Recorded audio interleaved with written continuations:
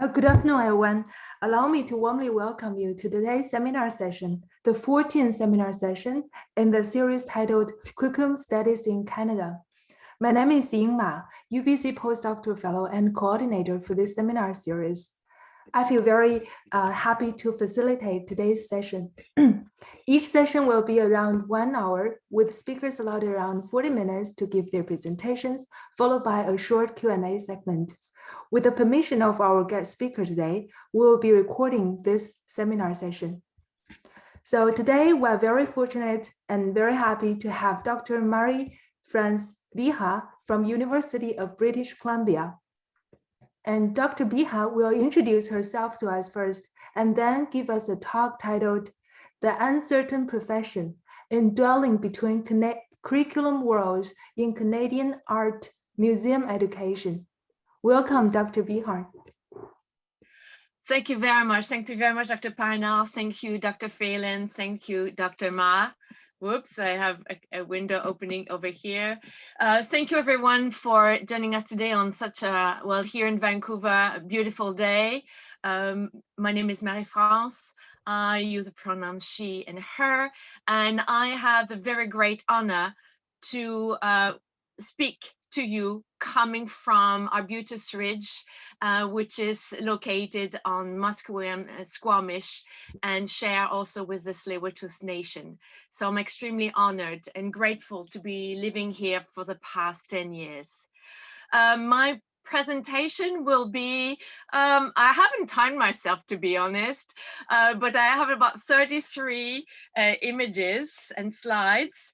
It will be of a more informal tone. I did start to write my paper, and then as I was adding images, it's the presentation and the images started to take over. And so I will be engaging with a more informal kind of presentation. At the end, if you have questions, but if you don't have questions, that's fine. I will have questions for you about art museum education. And through my presentation, you will get to learn a little bit more about some of my background and why this is important for me. And so I will now share my screen. Just a moment, I want to close this presentation. And I am going to share my screen and the PowerPoint share. Ingmar, do you see the uncertain profession? Do you see the presentation? Ingmar, can you see it on your screen? Yes? Okay, thank you. I will now simply enlarge.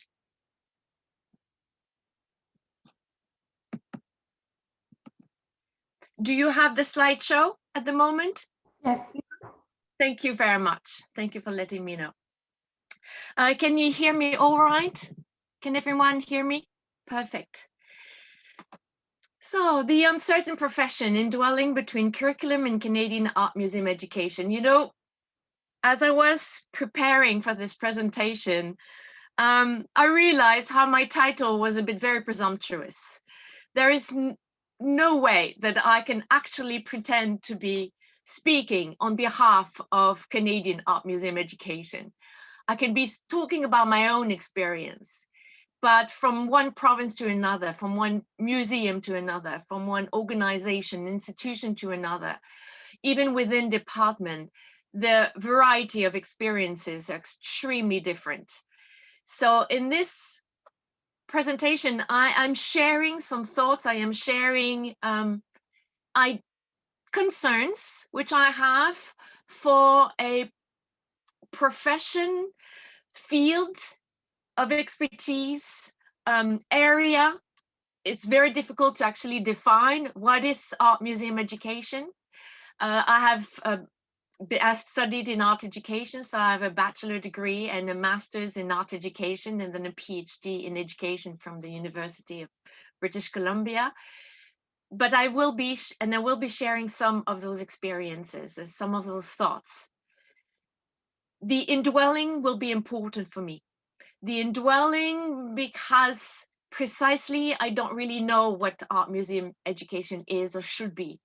There's not necessarily an endpoint for me in what would be the image of this perfect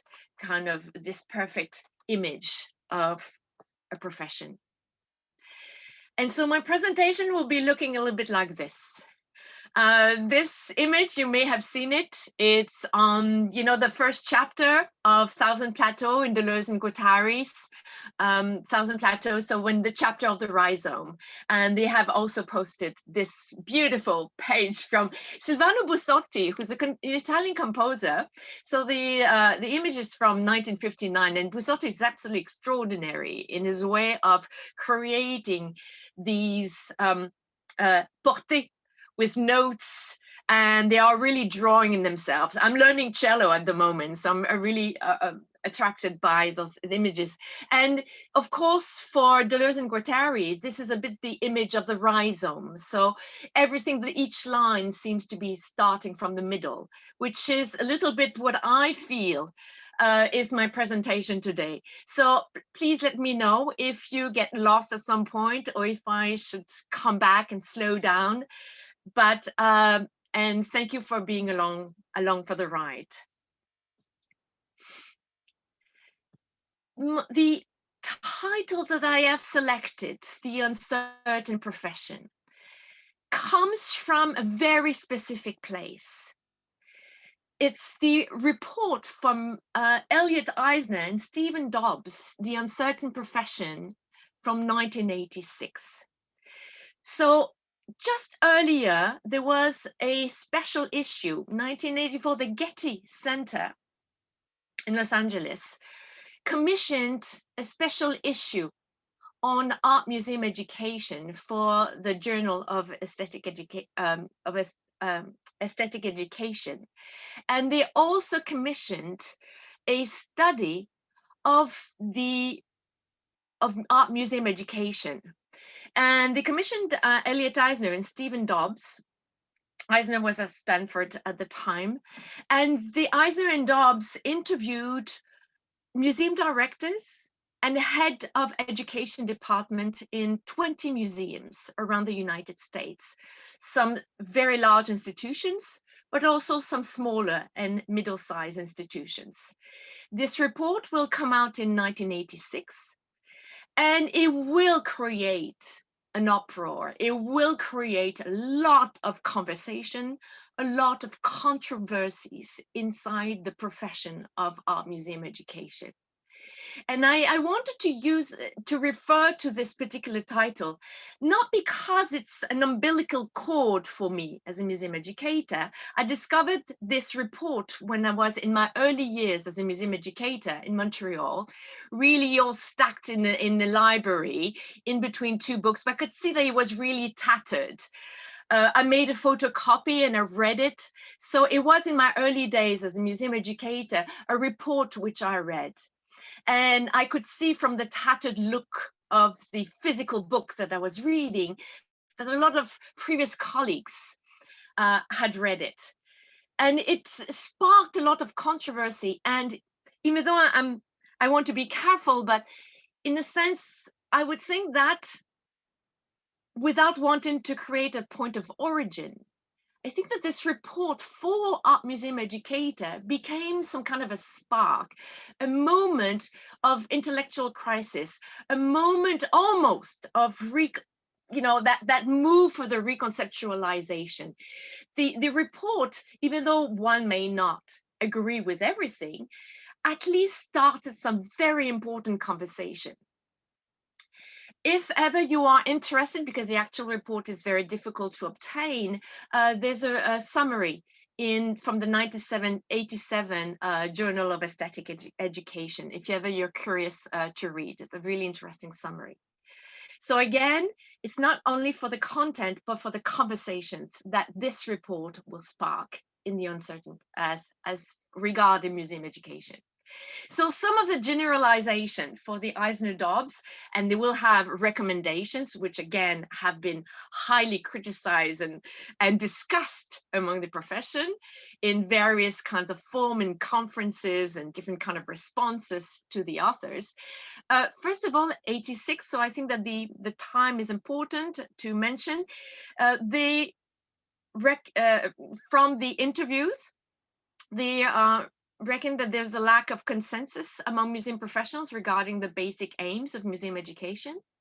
Art museum educators perceive themselves to be without much political power and at the bottom of the status of hierarchy in museums. Museum educators also museum education lacks a sufficient intellectual base and theoretical foundations, including that of scholarly models in the universities, which of course, as we know, is something which has now been addressed since the publication of this report. We have graduate programs at UQAM, Université de Montreal, here at the University of British Columbia.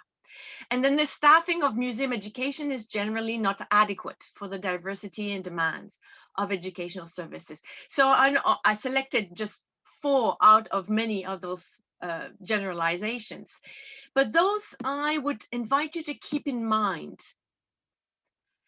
as I move through in time, looking at and thinking through my own development, my own growth, my own becoming as a museum educator, but also in terms of the current perceptions also of museum education.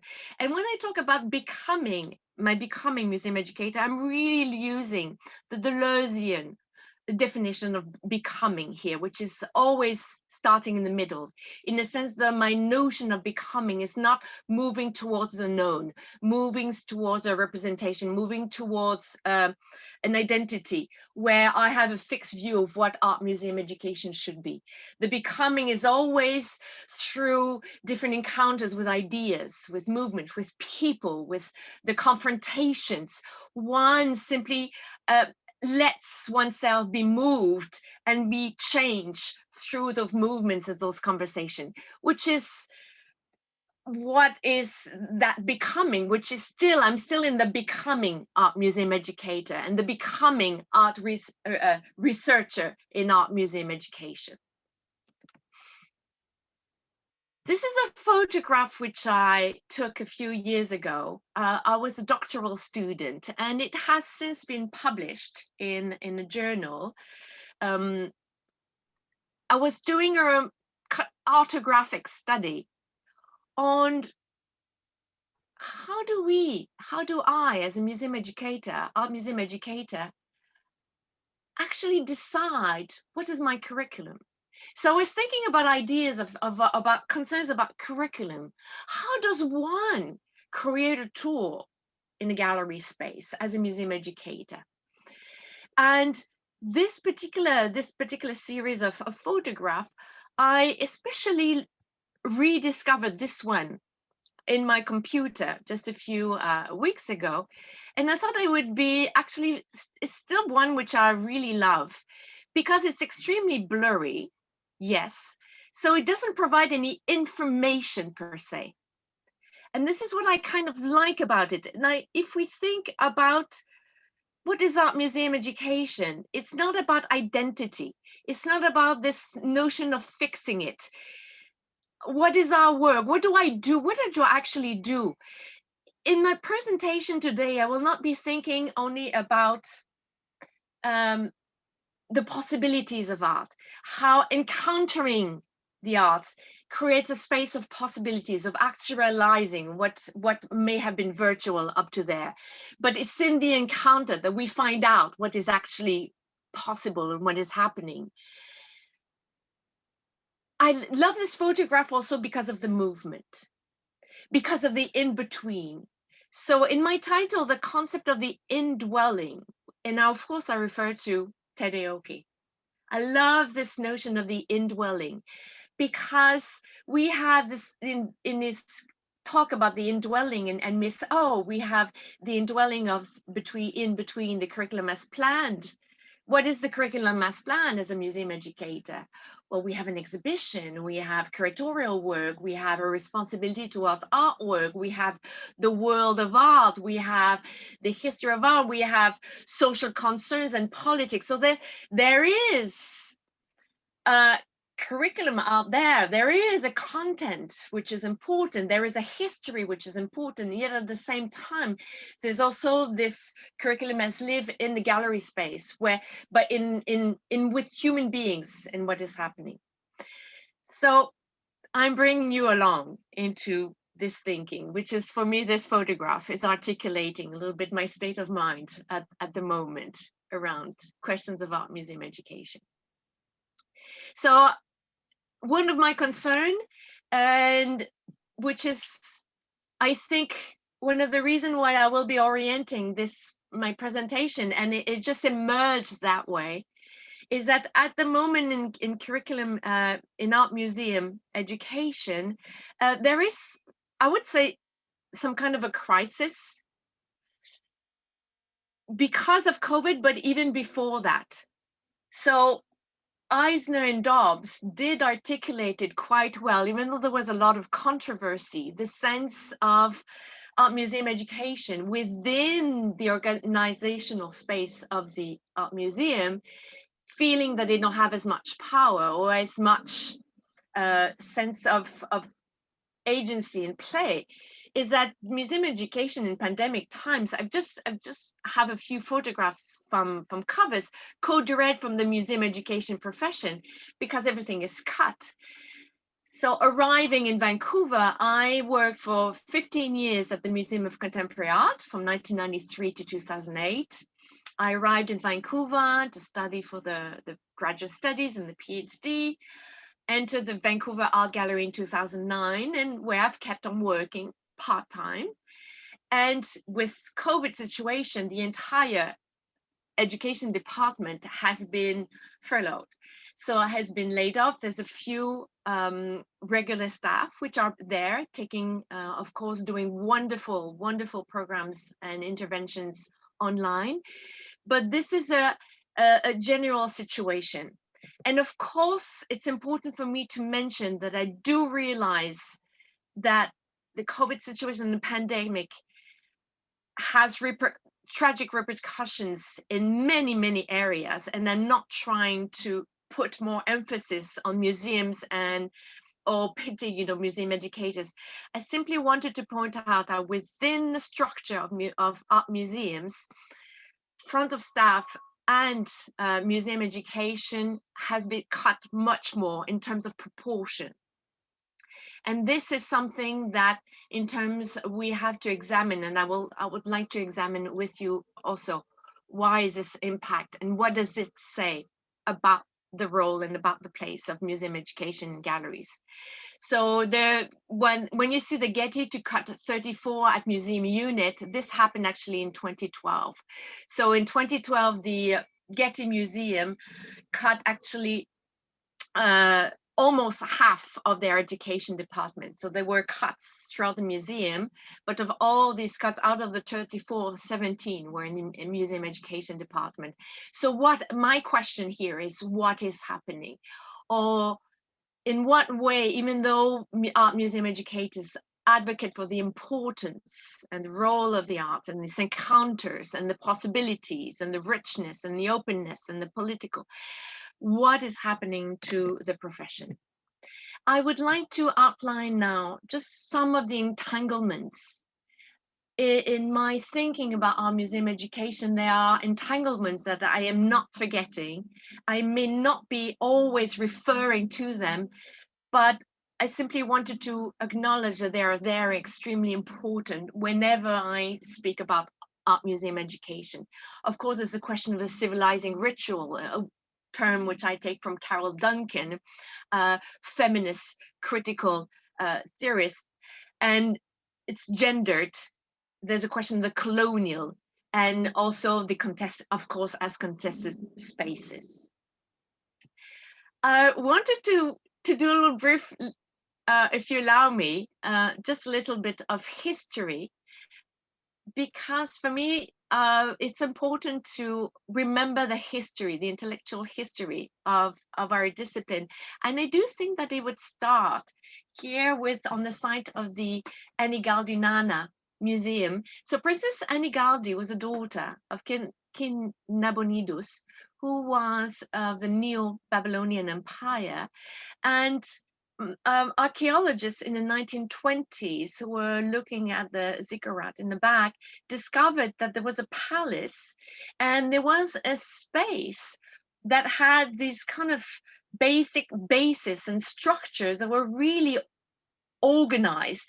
They also discovered some clay cylinders and tablets that were inscribed in 3 different languages. And what they realized is that in between 540 before Common Era, Princess Anigaldi, who was also a high priestess, had opened a school for women, for priestess, and also had started to create some kind of a small museum out of the objects that were offered to her father and some objects that had been excavated. Also, her father was King Nabonidus, was also curious about archaeology and had objects from Nebuchadnezzar, and they would be presented. So the space was actually also considered to be educational, of not only speaking about, of course, power and prestige, but also educational, having these cylinders in 3 different languages, and the cylinders were actually providing information on the object. I also am fascinated by this print from the Ferrante Imperato Wunderkammer, the Cabinets of Curiosity, which was located in Naples. It's a print from 1599. What I find interesting here in terms of why it were presented, even in terms to relate to art museum education, is this notion of the mostrare, this notion of the gesture of showing, even though there's this is Cabinets of Curiosity are about prestige and status, but they also, even though in this particular kind of studiolo, we have some kind of an organization in terms of natural history, it's not the one from Linnaeus. It's the one which is connected to concepts and words and forms and shapes, and associations of ideas are much more linked to the fantastical as well. But I thought that the gesture was very beautiful, because that one of presenting and showing, certainly again a display of status and of privilege, and of elitism, but also one where there's the educational, in a way, which is happening. One study which would be interesting to do, I will not be doing it, but if ever some of you were interested in visual culture, is looking at, when we Google art museum education, the kinds of images which come up. It's always a person with a group and the notion of the finger pointing or something like that. It's really interesting, the kind of a trope that we see appearing in the visual culture when we talk about art museum education. It's always this idea of a person with a group and this notion of the showing. What does that mean? I would leave it maybe to someone in the group to study.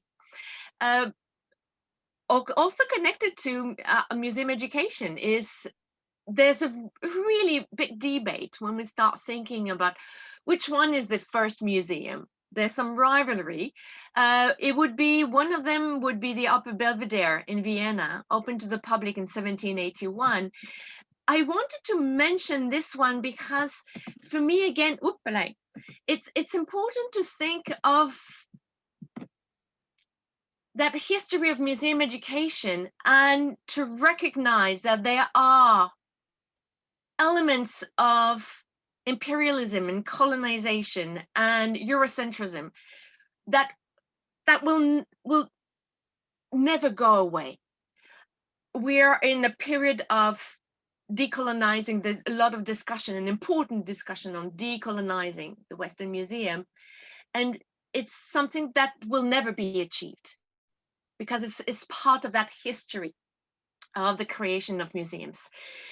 So in the Belvedere in Vienna, what is very interesting is that the first curator, Christian von Menschel, actually wrote what would be seen as a Lehrmittelsammlung collection, learning. It was aimed actually at teaching the visible history of art. So he provided a gallery guide that was meant not to be read at home by the elite visitors, again, of course, but it was really meant to be consulted and read while they were walking through the galleries, which are open to the public, to see the works. And again, working on this notion of the expert eye, which I thought was really interesting. Of course, it's also important to mention that this was a place of social control, because it was under the notion of enlightened absolutism as defined by the Empress Maria Theresa and her son Joseph II, and it was located on the palace ground. So the notion of the civilizing ritual was very much present. Another civilizing ritual is this the opening of the Louvre in August 10, 1793. So Louis XVI had been déposé, and the revolutionary government will open to the public. So they open the Grande Galerie of the Louvre. So we have a lovely print here. What you may, I know that you might think that, oh, maybe the Ashmolean Museum was earlier, or the British Museum. The British Museum actually opened to the public in 1759, but you needed to actually get a ticket. People needed to get a ticket to get and sign up to get permission to go. The British Museum will actually open to the public only in 1830. I mention this because I know this is a context of curriculum studies in Canada, and you might wonder, but why would I refer to that? Because it is part of that history that we carry with us as museum educators.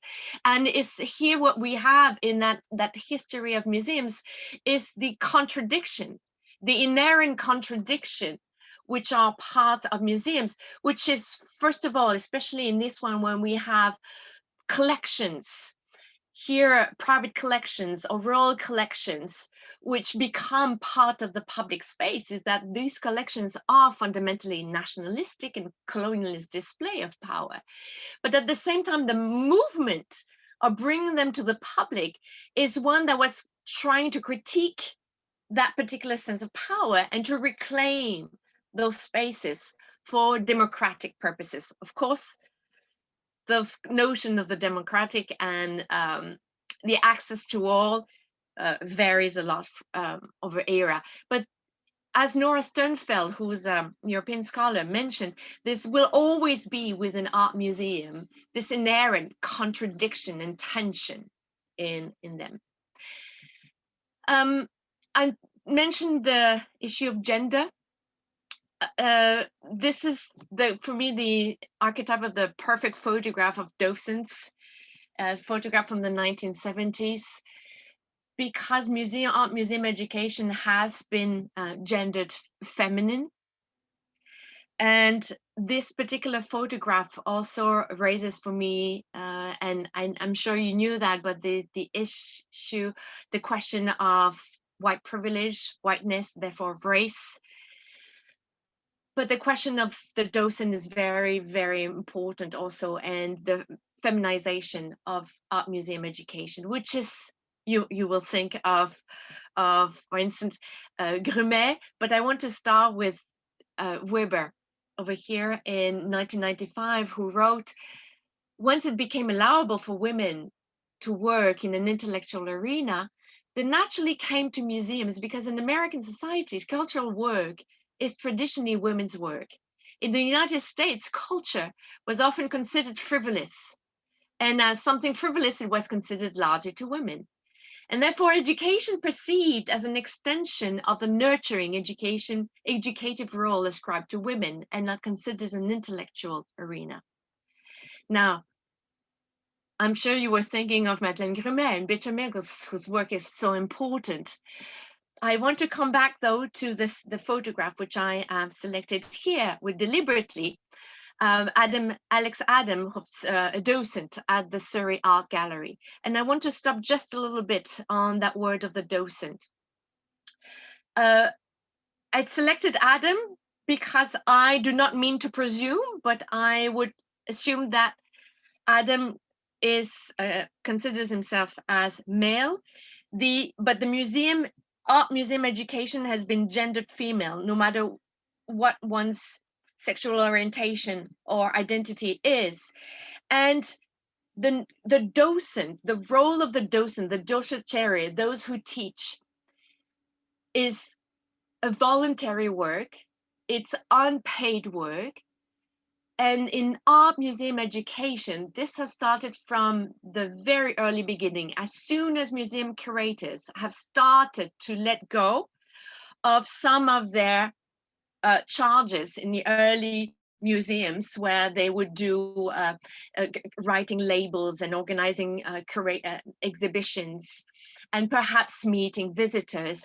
But as soon as, especially the United States, starts entering school groups in the museums, then they want to give out those responsibilities to others. Women will start taking over those roles. And there will be a lot of volunteering. There is volunteering, there's docentering. So what is an issue, and it's been discussed in the literature, I could provide references, is that there is no unpaid work per se in curatorial work. There are, of course, interns. You will say interns are not paid, but they do get credits. In the world of art museum education, the docents, the unpaid work happens within the space of art museum education. And it has a really big impact because it's also a space where who can actually be doing that voluntary work. So we have women of a certain class, we have women of a certain social status, we have women who very often husband were donors to the art museum. There's a lot of issues at play within this notion of the docent, which is operating also in the background of art museum education. In no way do I want to start critiquing the work and the generosity and the enthusiasm of art museum docents. But we have to address this issue, that in terms of why is it that is within that space that we have volunteering. I was very much interested in rereading, rediscovering this quote from Madeleine Grumet as I was preparing.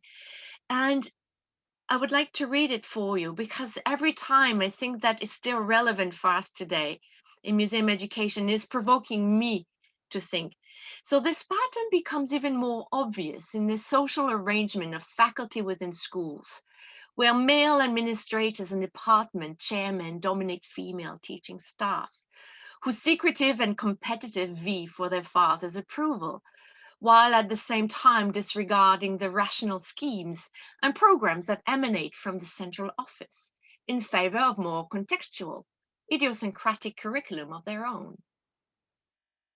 And I was thinking, what about the work that we're doing today, whether I'm at the Vancouver Art Gallery or when I was before in charge of the gallery programs at the Musée d'Art Contemporain in Montreal. In a way, art museum educators, after the publication of this uncertain profession, have really making comments in how Eisner and Dobbs, they felt, had perceived them from a deficit point of view, as not being equal to, as not being as good as the curatorial work, the processes of knowledge, the intellectual versus the hands-on approach and the being in contact with the children in education. Are we as museum educators looking forward, vying for our father's approval, which would be here for me, the curatorial work, or but at the same time occupying the space where we create another layer of curatorial thinking? So in terms of curatorial work, you have the curriculum, the curator's curriculum, they have the exhibition, but we create our own as we enter those spaces. And so this is actually a quote which I've rediscovered, and it's something that I want to keep on thinking about. Finally, just to close on this entanglements are important moments to think about protest and decolonization and the colonial presence and role in history of museum education. So a very important manifestation here, the opening of the Canadian Museum of Human Rights in 2014, something that we can never, as museum educators working inside, we can never forget. We always keep in mind, decolonize this place. I wanted you to know this hashtag. Decolonize this place is a movement founded by Amin Hussein and Natasha Dillon. They're based in New York. They do fantastic interventions in museums. So this one is at Brooklyn Museum in 2018. And they come in, it's very led by artists. There's poetry reading, there's different kinds of performance and interventions. It's really interesting also to hear and to study how museum guards approach them, and sometimes curators. They have to ask them to move or to leave the spaces, but then they tell them, oh, we agree with you, we support you, but we have to do this. So that whole space of conversation that they create is absolutely fascinating. The Decolonizing Museum movements and conversations are happening also in Canada. There's a really interesting documentary here from that was filmed by APTN and which is online. Very important that this is the hashtag Decolonizing Museum. It really is absolutely spreading all over America and here Turtle Island. Decolonize This Place have also done this very cheeky performance over 70 days. They were doing performances at the Whitney Museum of American Art. I love the knock knock Whitney, we're here. And Warren Candace was a vice chair and who was investing in tear gas and co-chair of the Whitney Museum. He has now, I Googled him and he has now since resigned. But I wanted to point out how this is also part of this notion, how artists invest museum spaces to create also the educational. So this is one of thing which I want to think about, is that both curatorial work is educational. Artists have also taken up the educational. Artists have also brought spaces of conversation, of dialogue, to engage with the pedagogical within within the gallery spaces. And so therefore, what is our role? My role as museum educator, if also artists can and are doing this extremely well and wise and stimulating way. Museums are not neutral is extremely important, very active. So it's an advocacy initiative which is now circulating. It's been critiqued because of the kind of logo and, you know, this idea of museum are not neutral, too easy. The hashtag can seem to be easy just to point out as lip service, but there is very serious work being done also among museum educators in thinking about the non-neutrality of art museum. And again, even if one might disagree with some of the approaches, it's how is that from here, you see a webinar from the BC Museum Association, creating spaces of conversation, which are important. And I just want to close on my entanglement of this on this photograph from the Canadian Museum of Human Rights again, really quite recently, you know, February 2020. Is this the future that you want? And it was a protest sign. There were also some Indigenous artists protesting. So how museums, and I think this is also for me part of the educational, how intervention, how museums are spaces of conversations that open up other sides of ideas, important in terms of society. Just to go back, and I have about 10 slides left. I think I will be fine in time. I'm taking my watch over here. Just to go back to tell you a bit of the story. I studied at the University of Montreal, and I had just finished, it was 1993, I had just finished my seminars. on graduate studies for the master's, the MA. I was studying, my MA was in Italian Renaissance.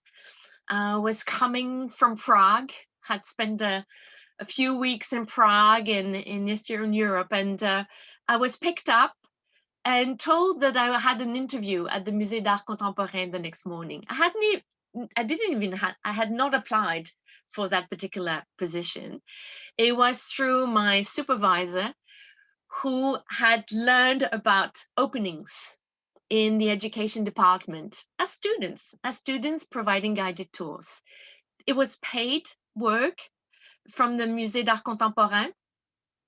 And I went for my interview, and it was a lived-in kind of situation, kind of performance. We were in the gallery space, and I was given this work, the Jack Bush, series number 2 of 1961. And I was giving this work. And for me, the reason why I'm telling you this, I'm sharing this with you, is that in terms of my becoming art museum educator, when I arrived at the gallery in 1993, I had, like most people, the knowledge of gallery tours, of seeing groups being circulated. But I came here, I started the profession as an art historian. It really is from that space, and all I was able to do is rehash and rehearse a lot of the knowledge that I had about this particular wonderful work by Jacques Bush, a Canadian artist who was friend of the American expressionist in New York as well, who was exploring abstraction and the push and pull. So my discourse was very formalist. I did not engage with politics. I did not engage with society at the time.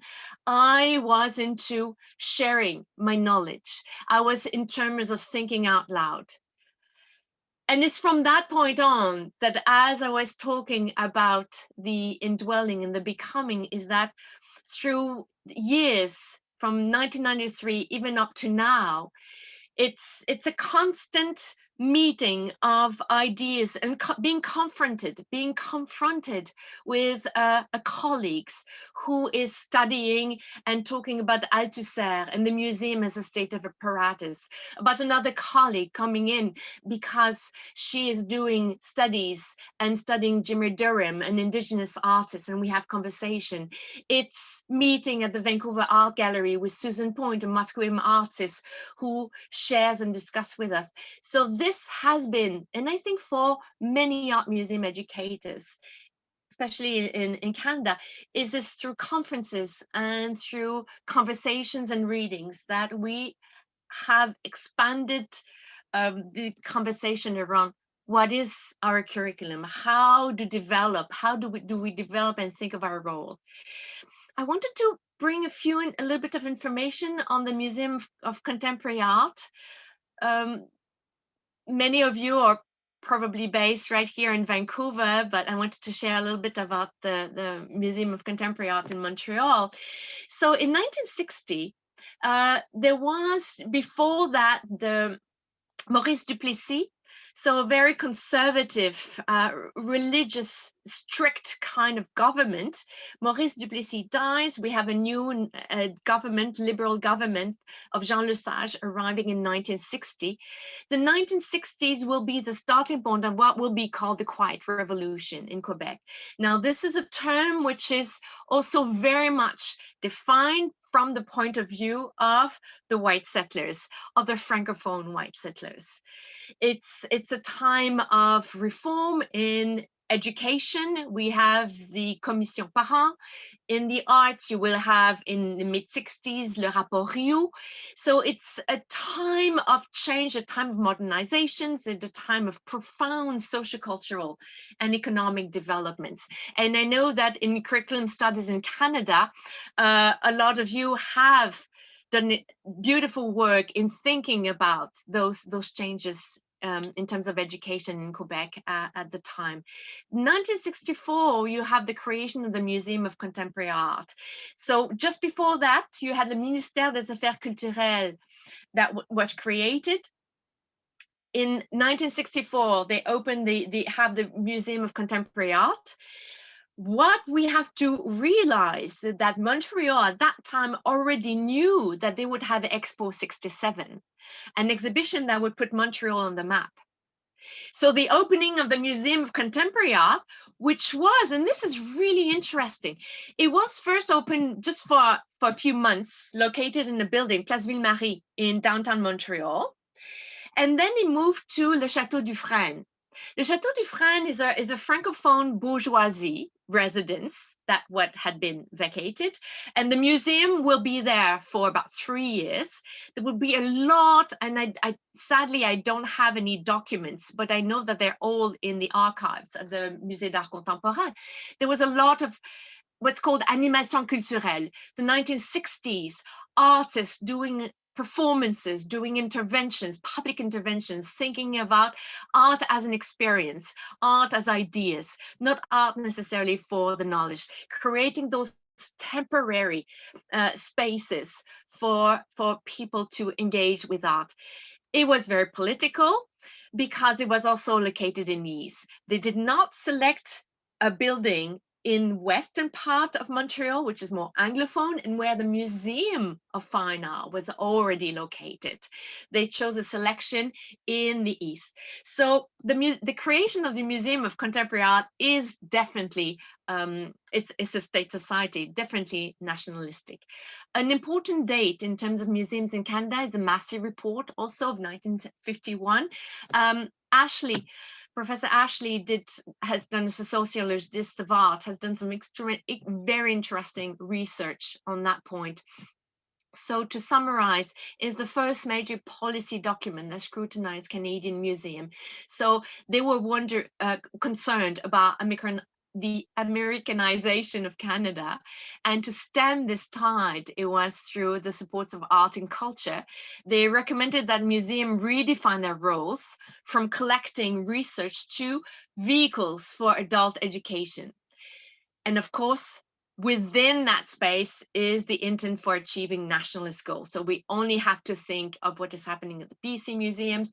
We have to think also the 1950s, also the objectification of indigenous cultures and artifacts. Bill Reid would be part of the some of those that bring in some of the poles inside the museums. So it's a very complex time and moment. The Musée d'Art Contemporain will become a state society. So, oops, my slide here is about the Refus Global. I wanted to put this slide in maybe just as information. When I started working at the Musée d'Art Contemporain in the 1990s, we did not have a script. We were paid, did not have scripts. We really had a lot of freedom in terms of thinking of the content of our tours and how we would organize them and plan them. But it's fascinating for me to realize today how the core of the collection of the Musée d'Art Contemporain started in 1939, which was a date of the creation of the an art society in Montreal. It was a bilingual art society. One of the co-founder was Paul-Émile Bordura, who is right there in the center of this photograph. And the automatism will be heralded by the way that art history, the art historical discourse in Quebec will put the automatisme to the forefront. They are all francophone. They will write Paul-Émile Bordura will write the Manifesto Refus Global in 1948, which was during the time of Maurice Duplessis. So it's a time where was a lot of its repression in terms and control in terms of social policies, in terms of society, in terms of religion. And Refus Global is a manifesto which actually will be considered to be so subversive that Paul-Émile Bordura will be fired from his position at l'École du Meuble. This is a manifesto and a group of artists who will be taken up in the 1960s by the more nationalist and sovereignist movement. And in the work that I was doing, the exhibitions and the work of the automatistes was constantly there, constantly present. So I realized today now that even though we had exhibitions of artists internationally, there was really this core discourse that was operating also underneath, which is because of the presence of the automatist in the collection. So after the exhibition of 1967, the museum will move to the Cité du Havre. In 93, it becomes a state society. And I want to read the mission statement: to make known, promote, and preserve contemporary Quebec art, and to ensure a place for international contemporary art through acquisitions, exhibitions, and other cultural activities. The educational is not mentioned besides the other cultural activities, which for me was very telling in a way. The museum will move to the current building in the center of downtown in 1992. So what was I reading in some of my thinking companions? If we think, what kind of curriculum spaces were they occupying? Because we have, as museum educators, what is offered, what is created by the works, by exhibition spaces, which are in themselves pedagogical. But I'm also thinking about and wondering, when I arrived there as an art historian, realizing that to create for myself a space, what was museum education? How could I engage? How could I create those different kind of spaces to think differently about the work with and through the arts? So I was reading a lot of discipline-based art education, which was extremely popular in the 1980s, both in the States and in Canada. It was kind of the big thing that was coming out from the Getty museums. Learning in and through art, also a publication from the Getty museums, also connected to their work in discipline-based art education. But focus very much on different steps of art history and art criticism and the art studio. Reading Eileen Hooper Greenhill and the educational role of the museums, blending in sociology, research of Foucault, but also cognitive sciences, and the new museology. So in the field of art history and museum studies, the 1980s and 90s are also a major turning point in terms of conversations because of feminism, decolonization, post-structuralism, post-modernity. In the early 2000s, I was reading the new art history, Nicolas Bourriot, Esthétique relationnelle, Civilizing Rituals, which I mentioned by Carol Duncan, looking at the way that especially art museums create this sense of identity and nationalistic space.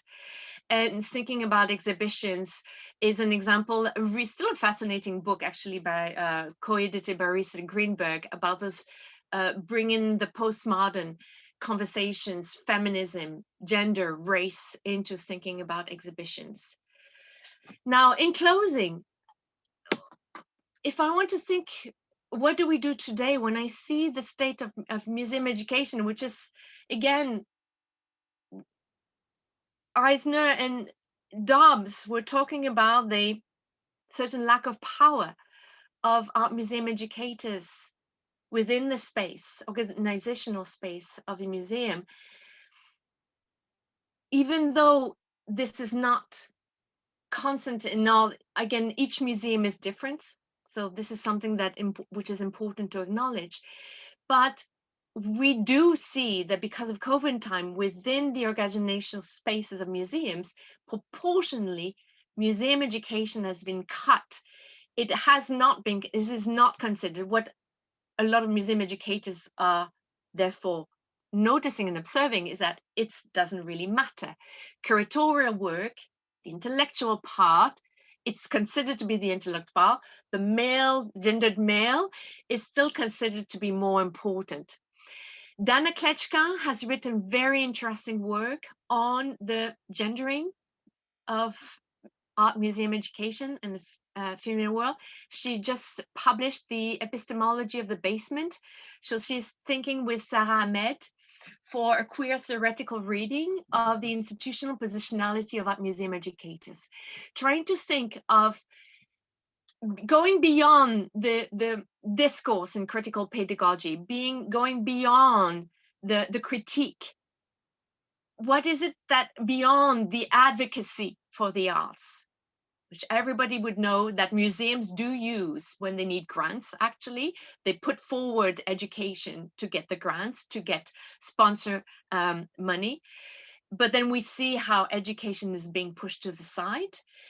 Dana Kletschka would suggest to this notion of queering art museum education. And I will read, if we recognize that typical responsibilities of art museum educators are not only gendered as female, but described a lower rank than their curatorial counterparts, that is generally accepted throughout the museological field, we can also assume that it is possible to reorient, to queer their work by shifting, eliding, undoing hierarchical binaries implicit in those tasks. One way that this may be achieved is by asserting that their work does not indeed add value to art historical endeavors, and or by assigning responsibility across educational and curatorial terrains, regardless of positionality or physical locations. So this idea of thinking the binary curatorial art education, which is a classic, which has been looked at through Bourdieu, has been looked at through critical pedagogy, has been looked at through the importance of the arts. I love this idea of the queering, this idea of thinking of educuration, this idea of the blending, of trying to remove that binary. Now, we know that in contemporary art world, there was, O'Neill and Wilson have published this in the 1910, this idea of the educational turn in contemporary art. Now, if you read that publication, the question of art museum educators is completely overlooked. Our museum educators play with children. So this, again, this notion of art museum education as being not quite intellectually interesting for the curatorial work in the sense. And what I find really interesting and problematic is precisely that in the educational turn to education, artists do appropriate, do take up different kinds of modes of conversation, of dialogue, of different pedagogical strategies in their work and in the education spaces. But then I still want to ask, I do think that as museum educators, and I'm an art historian, what is that thing? And I cannot pinpoint it, but what is that thing that we actually do offer? What is that thing, that space that we actually create? And I will be closing very soon. And I would like to keep thinking, and I've brought this up in very briefly in my dissertation, but it's something that remains and very important to me. And I do want to think that instead of pushing against, that binary and trying to negate it, maybe if we thought of art museum educators as mediators. Now, the concept of mediator I take from Gilles Deleuze. Is not the same concept of the mediator as a bridge. In Deleuze, and I really need to quote, you can see it it's in Negotiation, it's one of his interview actually that he gave. It's not a concept that he defined very well, but it's the beautiful, the interviewer, the journalist, was asking about his collaboration with Felix Guattari and the writing together, and the fact that they don't use I, we don't know in Thousand Plateau whose voice it really is. And he was saying that at some point it doesn't really matter. But he was mentioning that he had to form his own mediators. This is intercesseur in French. So he says mediators are fundamental. Creation's all about mediators. Without them, nothing happens. They can be people, so philosopher, they would be artists or scientists, or for a scientist, they would be philosophers or artists, but things too, even plants or animal, like for Castaneda. Whether they're real or imaginary, animate or inanimate, you have to form your mediators. It's a series. So you are not in some, if you're not in some series, even a completely imaginary one, you're lost. I need my mediators to express myself, and they never express themselves without me. You're always working in a group, even when you seem to be on your own. The photograph on the right is from that same series of artographic research, when I was taking photograph of us at the Vancouver Art Gallery. In the back, you have a beautiful paintings by Emily Carr, where we're thinking about that our tour. How are we conceptualizing that space, engaging with the content of the exhibition, but actually also creating. And for me, the concept of the mediator is important, because thinking is creation for Deleuze. And Deleuze is very clear on this. So we have to form our own mediators.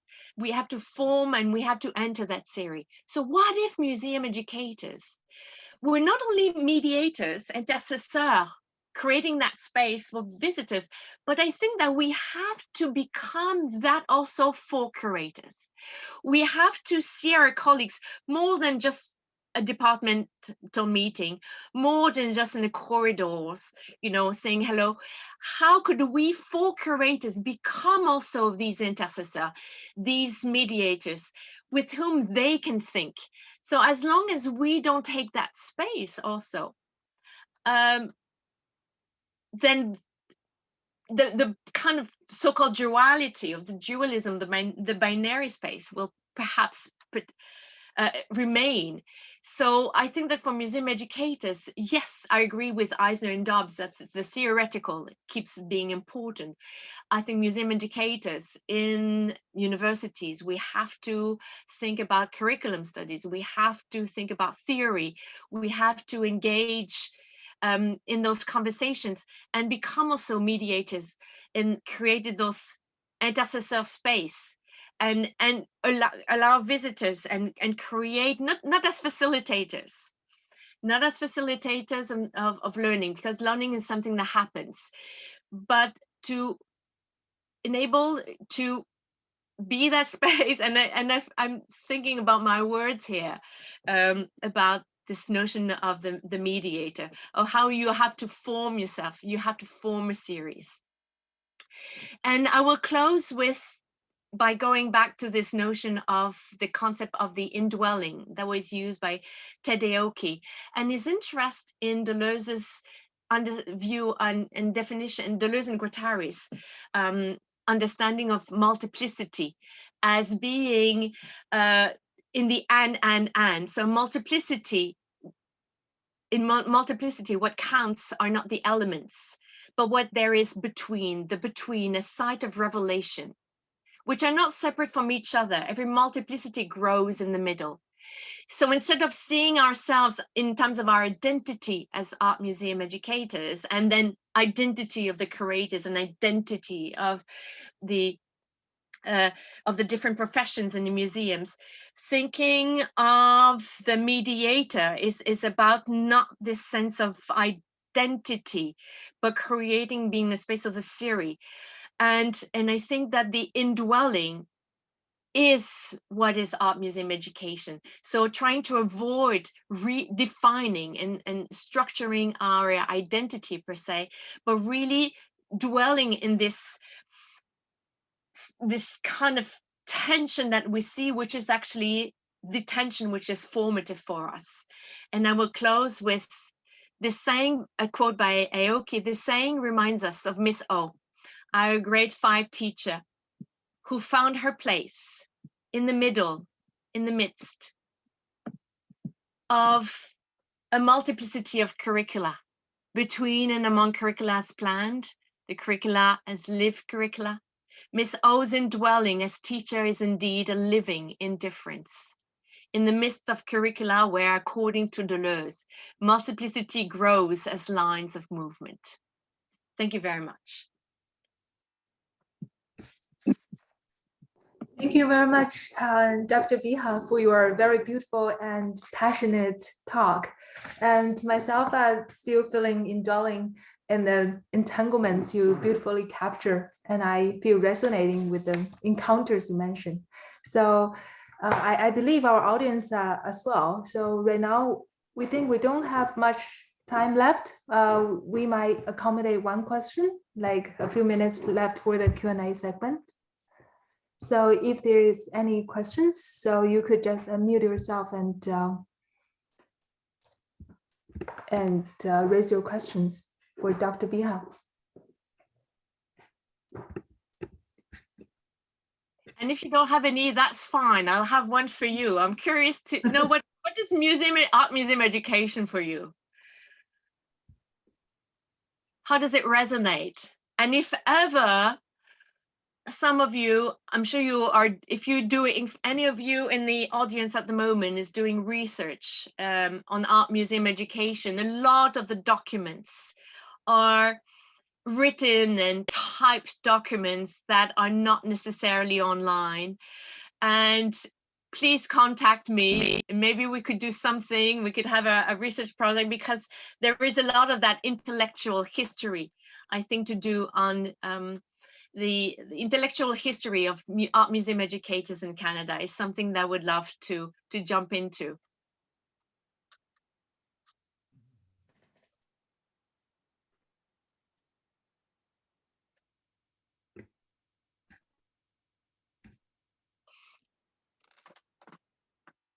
That's okay if you don't have any question. I thank you very much for your time and for joining me here today, especially in Vancouver. It's just so beautiful outside.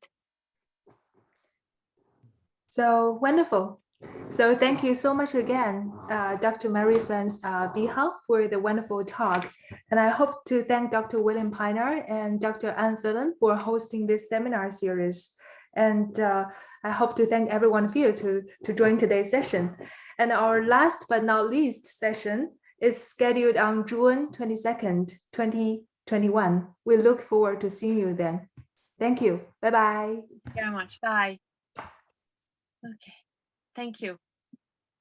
Thank you very much, Dr. Phelan. Thank you very much, Ing. Thank you very much. Thank you so much.